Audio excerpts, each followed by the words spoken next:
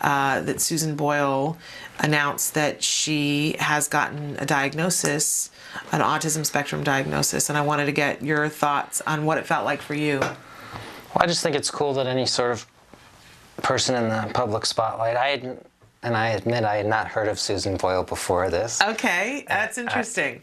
But, you know, either way, I think anytime someone does that, it's great. It's great to have that positive awareness because it's someone who's proud to say that they have autism. You know, I think that gives not only people on the autism spectrum hope, but also parents who look at their kid, you know, maybe today and can see that, you know, what possibilities there are, you know.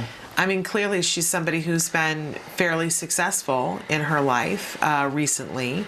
But I'm wondering, because there's been a great deal of debate raging. I think it's, and here's my take. Okay. The fact that they told her that she had brain damage, that was the thing that stuck out to me. That's ridiculous. Although it's common that you hear that people get misdiagnosed and get diagnosed with all these weird things that have nothing to do with autism. Yeah.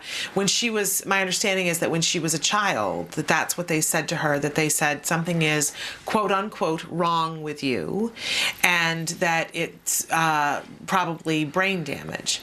And that just last year, she went to a Scottish doctor and said, I'd like to know that, basically she said, I've been told that something's wrong with me, and I'd like to get clarification on that. And the doctor said to her, there's nothing wrong with you, but my understanding is that she was told that she has Asperger's. And obviously that was last year's diagnosis, because technically you're not supposed to be able to be diagnosed with Asperger's anymore. I like how everyone keeps saying that and then saying, well, she has Asperger's.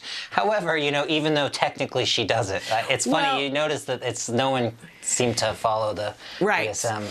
Right. Well, if she had, my understanding is that if she had gone for a diagnosis this year, that I don't think it negates the fact that people have been diagnosed with Asperger's in the past, but if she had gone for a diagnosis this year, that what she would have been diagnosed with ostensibly is an autism spectrum disorder.